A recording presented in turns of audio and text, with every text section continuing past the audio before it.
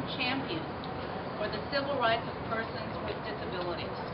As a result of our governor's intervention and the cooperation of the property management, persons with disabilities will now be able to stay in their homes. Yay. Our governor's leadership to protect equal housing rights is especially meaningful today because our nation's broadest state civil rights law, the California Fair Employment and Housing Act, first became effective 50 years ago this day. Thus, under the governor's leadership, our state continues to be the model of civil rights, ensuring that all Californians have an equal shake, free of discrimination in housing and in the workplace. Thank you, and now I turn it over to Mayor Lex.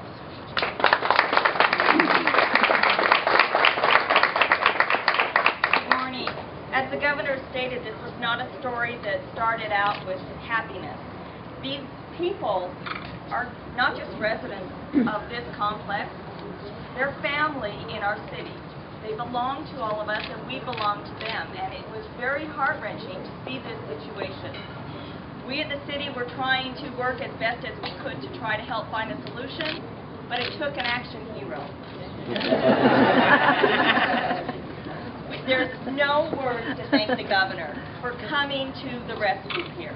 This was an important item that will live on, not just here in Monrovia, not just with our Regency Court, but throughout the state. And we appreciate so very much, and if I may speak for all of the citizens of Monrovia, thank you. Thank you.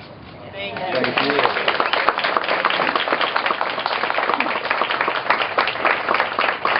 Any questions about this? Governor, yes. How did this happen? I mean, was it a misunderstanding or something else?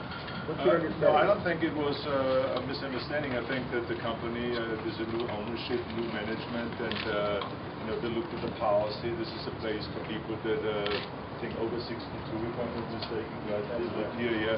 And there were a lot of people living here that were below that age, and so they were struggling. They were getting in touch with Sacramento, with our agencies to resolve the issue, and I luckily saw it in the paper. As we see many times.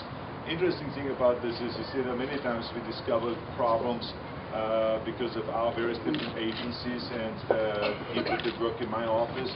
But a lot of time we discover problems because of the press doing a great job. And that's why I always, I'm a big fan of the press, even though I read stories many times, things that I don't like to read about myself, because we all like to read things about ourselves that are great. But nevertheless, the fact is that they do discover certain things, and then we get into it, and that's how we can resolve a lot of the issues. Things that we do wrong in Sacramento sometimes that outside, like this situation starts out on a wrong foot and then all of a sudden has a chance to correct itself. So that's what it is. But this is really, like I said, a great story, and something that is such a great pleasure when, why it is such a great honor for me to be governor of the state is because I can do things like that. From morning to night we try to solve problems, and this is one of those things. It is a problem that has come up, not intentionally by anyone want to do any harm, but we were able to solve it. And they also got me down here to this wonderful town to meet such wonderful people here. I walked into one apartment where one of the Special Olympians showed me his medals, and we were talking here about 13 medals that he won more than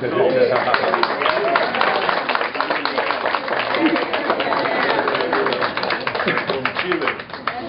So he has won more medals than Phelps and Spitz. He's a swimming champion. He just shrugs it off. What else do you expect of me, right? But that's great. I'm also a trainer, international coach of Special Olympics and the torchbearer. So this all means a lot to me, and I wanted to do it also, like I said, in honor of my mother-in-law. Does some regulations have to be waived or anything to make this happen? Maybe you can address this a little bit of the kind of person that Actually, there is a complaint pending, and we are going to continue investigating the case. And certainly, this is a great step forward to resolving the media. Strictly changed to accommodate the folks who are already here, or? Absolutely not. We are still continuing to move forward on the investigation. And it's an affirmative step that the parties have taken to resolve a big part of the allegation, and we're pleased to see that. Does the fact that it's resolved mitigate toward anything in terms of those complaints? It certainly helps towards the allegations. Okay. But the important thing here is that it has been resolved here, and that the residents can stay here, and that we say hasta la vista to the eviction notices. That was the important thing, and that we appreciate so much the immediate cooperation and everyone working together. I think that's the key thing. Whenever you see a problem coming up, how do you resolve it, how quickly, and how much will is there? And I think when there's a will there, you can resolve any issue very quickly.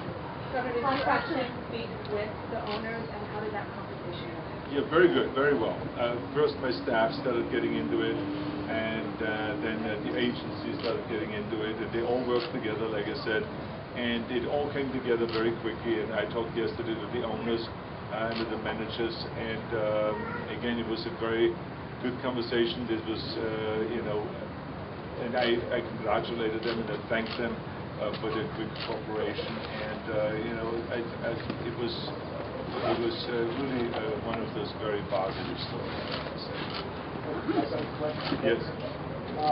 This experiment, this is an experiment where seniors and disabled live in harmony together. We would like to see this replicated, because this is just part of the problem. And I hope that it will be replicated throughout the state. Absolutely. Thank you very much for recommending that. I think this is a really terrific community here, and the people I've met seem to be very happy to live here. So that they obviously must get a great treatment. They love the city, they love the development here, so which is really terrific. Yes. Hi, my name is Michelle Houston.